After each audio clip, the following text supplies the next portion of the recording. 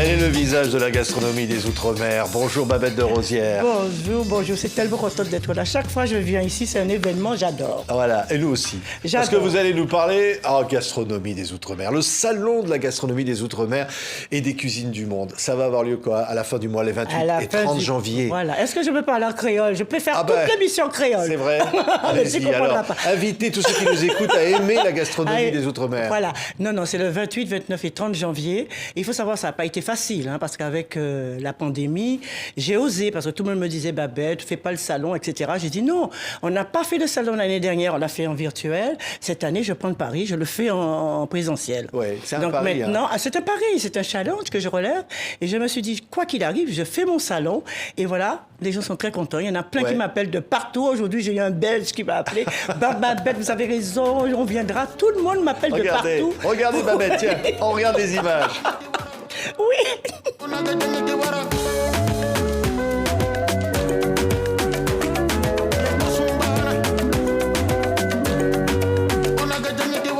Et voilà, c'est comme si on y était, Babette. Eh bien voilà, mais on est dedans. Au parc des expositions. Mais on est dedans, on est dans tout, on est dans tous les territoires, les 9 sont là. Oui. Ça y est, imagine, ferme les yeux, ça y est, on est au salon de la gastronomie. Et alors, l'invité d'honneur, c'est la Guyane. C'est la Guyane. Malheureusement, la Guyane n'a pas pu faire le déplacement par rapport au Covid, mais il y a quelques stands guyanais quand même, des gens qui sont dans l'Hexagone et qui viennent. Et vous nous parlez des épices. Pourquoi alors, ça, les épices, cette année? Oui, parce que les épices, c'est important.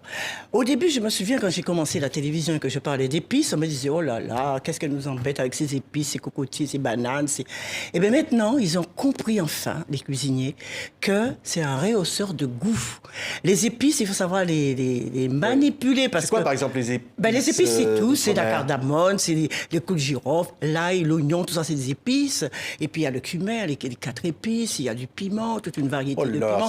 Il y a du poivre, toute une variété de poivre, il y a du gingembre, il y a tout, du combava. C'est vraiment très bien. Et il y aura toutes ces épices-là au salon. Oui. Le salon va sentir bon, la vanille, la cannelle, la muscade. Mais tout ça, on va vous apprendre à cuisiner ça. Oui. Parce que c'est facile de mettre un petit peu de ci, un petit peu de ça. Mais il faut avoir le doigté, il faut avoir la culture. Moi, je suis tombée dans un bain d'épices. Donc, je n'ai rien eu à apprendre. Parce que ce qui est fou, Babette de Rosière, c'est qu'au fond, vous nous dites que la cuisine, c'est de la culture, au fond. C'est de la culture, mais bien sûr. Mais vous savez, quand je suis dans mon restaurant et que je cuisine, il peut y avoir 100 personnes dans mon restaurant, mais je cuisine pour une personne à la fois. Et je prends un pied pas possible quand je décore mon assiette, quand je cuisine. Je vois le plat qui s'en va, la couleur et tout ça. Je me dis, mon Dieu, mais quel bonheur. C'est du bonheur que je donne aux gens. Moi, des fois, je mange sur un coin de table, mais là, c'est du bonheur. C'est du bonheur que je donne aux gens. C'est pour ça que j'ai voulu créer ce salon de la gastronomie pour justement, non seulement montrer que les Outre-mer ont du talent, mais nous avons une vraie cuisine, une vraie identité culinaire. C'est pas Accra, Boudet, le petit punch, non. Oui. Chaque région... C'est aussi le petit punch. C'est aussi Accra, avec modération, bien sûr. Ça, c'est des clichés, bien sûr. Mais il n'y a pas que ça. Chaque région des Outre-mer, chaque territoire... Ils ont tous leur cuisine propre. Quand tu passes à Martinique, tu ne manges pas comme en Nouvelle-Calédonie. Ce sont des découvertes en permanence. Quand tu passes, par exemple, en Guyane, tu ne manges pas la même chose qu'en Guadeloupe. Ce sont des découvertes. Et c'est ça que j'ai apporté à Paris par le biais de ce salon, pour découvrir les saveurs, pour manger, pour goûter tout ce qui se boit, tout ce qui se fait de mieux dans ces territoires. Oui, mais alors qu'est-ce que j'apprends, Babette de Rosière? Il n'existe pas d'école où on apprend la gastronomie créole. Ça n'existe pas. Je vais te donner un scoop. On appelle ça un scoop dans votre langage. Oui.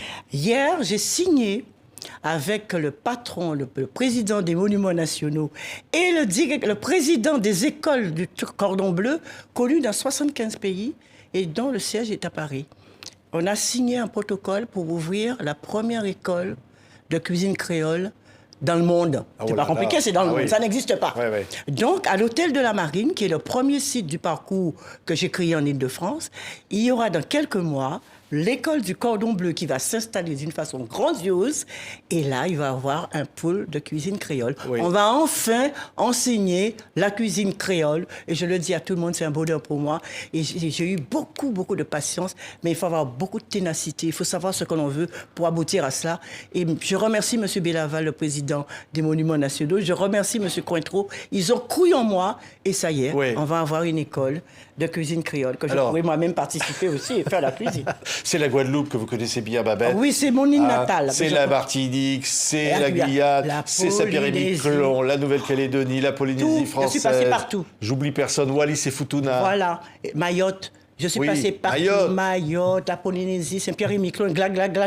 Quand je suis arrivée, j'avais tellement froid, je disais quoi, oh là là là là. Alors, on est encore en Outre-mer. Oui, ils ont tous leur cuisine, tous leur culture. Quand on va dans ces régions-là, la culture se lit dans l'assiette tout de suite. Quand tu arrives à Saint-Pierre-et-Miquelon, eh ben, tu manges des homards et tu manges des coquilles Saint-Jacques. Tu sais très bien que tu es à Saint-Pierre-et-Miquelon. Quand tu vas, par exemple, en Nouvelle-Calédonie, c'est le bougna. Et le bougna, c'est un héritage des bougnats, ici, des Auvergnats. Parce que c'est eux qui sont partis là-bas, qui ont créé ce plat, le bougna. Personne ne le sait. Eh bien voilà, le plat national de la Nouvelle-Calédonie s'appelle le bougna. C'est une richesse incroyable. C'est une richesse incroyable. Pour la France, au fond. C'est un pan important. Que vous représentez, Babette. Mais évidemment, c'est un pan important de la cuisine française. Comment peut-on faire la cuisine française sans parler de la cuisine des régions d'outre-mer, qui sont des régions de France? C'est comme si on ne parlait pas de la cuisine de la Bretagne, de la Normandie, de l'Alsace. Mais non, il faut qu'on parle de notre cuisine. Parce que l'outre-mer n'a pas sa place. Moi, je veux qu'elle ait sa place. Vous trouvez? Je veux qu'elle ait sa place. Parce que moi, toute ma vie, j'ai défendu les outre-mer. Et je l'ouvre quand il faut. Parce que les outre-mer, c'est toujours les oubliés. Vous l'ouvrez souvent pour dire qu'on ne pense pas assez à l'outre-mer. Mais non, mais bien sûr. Pendant la pandémie, on a pensé aux outre-mer avant que je gueule. Non, on parlait de la météo. Il fait beau, mais moi, je n'ai rien à faire qu'on parle de la météo. Il fait beau tout le temps là-bas. On a parlé de la Guadeloupe parce qu'elle refusait le pass, etc. Ou le vaccin. Est-ce que maintenant, tu entends parler de la pandémie en outre-mer? Tu entends ça ici parler? Quand tu ouvres la radio et la télévision, est-ce que tu entends parler de la pandémie? Quand ça va mal. Ah, on parle quand ça va mal. Et puis on aime les outre-mer pendant la période électorale, tu vois. Ah oui. Tout le monde défile là-bas. Ils font le beau. Ils font le beau là-bas. Non, on n'a pas besoin de ça. On a besoin qu'on nous considère exactement comme tous les départements de France. On n'a pas besoin qu'on pense à nous qu'à ces moments-là, qu'à des moments où on a besoin de nous, on a besoin de nos voix. On a besoin d'être considérés comme toutes les régions de France. Et c'est ça que je défends. Le ministre de l'Outre-mer m'a confié une mission pour les cuisines de l'Outre-mer. Je suis allée partout. Sauf en Guadeloupe, parce que l'ancien préfet n'a pas voulu que j'aille en Guadeloupe. Mais ça ne me gêne pas, parce que je connais la Guadeloupe, je connais les Outre-mer. Toute ma vie, j'ai défendu les couleurs des Outre-mer. Il n'y a rien qui m'échappe en Outre-mer. Il a fait un bon choix, je pense, de m'envoyer là-bas, parce que je vais lui faire un bon rapport. Parce que dans ce rapport, il n'y aura pas de la poudre à reluire, il n'y aura pas des choses tu vois, il n'y a pas de l'eau de rose. Il y aura une vraie réalité de ce que les gens vivent là-bas, une vraie réalité sur les cuisines des Outre-mer. Quand il saura que les professeurs qui sont dans les écoles ne savent même pas ce que c'est que les produits des Outre-mer. Comment on peut demander à un professeur qui ne connaît rien en Outre-mer d'aller dispenser des cours de cuisine pour les gens qui sont en Outre-mer? Comment on peut demander aux gens de l'Outre-mer de faire un fraisier alors que nous avons des manguiers? Comment ça? Il faut que ça change. Dans les examens, c'est pareil. Les examens qu'on donne ici, c'est normal. C'est fraisier, c'est pommes, c'est tout ce qu'on veut. Mais il faut faire une spécificité pour les Outre-mer. Parce que nous n'avons pas de fraises chez nous.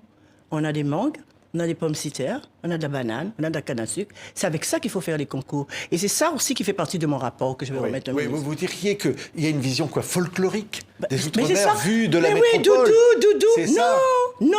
C'est ça qui... Est-ce que quand les Alsaciens arrivent, ils arrivent avec leur truc? Non. Moi, je veux qu'on considère les Outre-mer autrement. J'ai envie qu'on ait un vrai regard sur l'Outre-mer. Et c'est pour ça que j'ai créé le salon de la gastronomie des Outre-mer pour montrer que les Outre-mer existent, que nous avons une vraie culture et que nous avons aussi beaucoup de talent chez nous. Oui, c'est vrai. Ça, il ne faut pas l'oublier. C'est vrai. Il y a beaucoup de talent chez nous qu'il faut gagner la France. Oui, ça veut dire qu'il va se passer plein de choses dans ce salon. Les jeunes vont y trouver des inspirations, l'envie de voyage.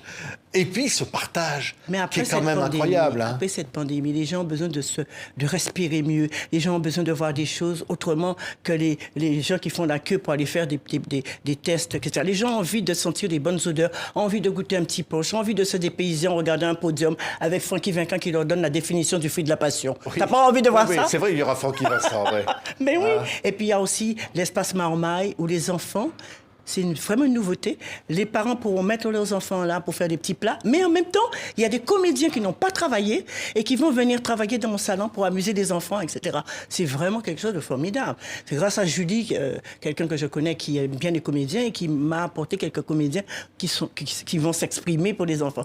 Et l'espace chef, Alain Fontaine, maître restaurateur, c'est lui qui va s'occuper de l'espace chef. Il y aura une 30aine de chefs étoilés pour accompagner justement les ultramarins qui viendront passer le concours Trophée Babette. Oui. Il y a tellement de choses dans ce salon, je préfère m'arrêter là parce que sinon tu ne viendras pas. Et puis les billets sont déjà en ligne. Pas pour rien au monde. Et les billets sont déjà en ligne. Oui, oui. Mais alors, je voudrais quand même qu'on dise à tous ceux qui nous écoutent, parce que le créole est une langue de la francophonie, et on l'entend pas assez, le créole. Et c'est tellement beau, le créole. Créole, là, son bon bitin. Babette, je veux vous entendre vous adresser aux téléspectateurs de TV5. Mais si, un caillou, parce que le salon de la gastronomie des Outre-mer, c'est un salon qui est formidable. Faut yo venir en salon là, ça. C'est le seul salon qui est dédié à toutes ces Antillais là qui ici là. Toutes ces Antillais là qui ici, qui partout dans le monde, partout yoye, c'est le seul salon qui est dédié pour yo. C'est salon à yo, c'est Casayo. Ça veut dire que c'est leur 3. C'est un 3 que j'ai créé pour eux à Paris à la porte. C'est Casayo, c'est Casons-nous. C'est Casons-nous, porte de Versailles, 5-1, 28, 29 et 30 janvier. En 40 autres. Hein. Ah, message reçu. Ça y est, je parle créole. Tu parles créole. En 40 autres, ça veut dire quoi? Je vous attends! Je vous attends! Mais à Casanou, j'avais compris. À Casanou, c'est chez nous. Mais oui. Mais oui. Mais il faut venir. C'est un très, très beau salon. Je suis contente parce qu'on a essayé de me décourager pour me dire ne fais pas le salon, ne fais pas... J'ai dit non, je fais mon salon. Quoi qu'il arrive, je fais mon salon. Parce que c'est l'image des Outre-mer que j'apporte ici. C'est la culture des Outre-mer que je mets ici. Et on a ici, en Hexagone, on a le droit de savoir ce qu'on mange en Outre-mer. Comment ils vivent là-bas. C'est pas que le soleil, le sable blanc, il y a autre chose. Il y a aussi des coquillages, pour ceux qui aiment les coquillages. Merci. C'était Babette Desrosières pour son salon de la gastronomie des Outre-mer et des cuisines du monde. Merci Babette d'avoir été avec nous. Merci, c'est un vrai bonheur quand je suis ici. Et puis quand je te vois, je fonds. Ça... C'est un beau garçon. Hein.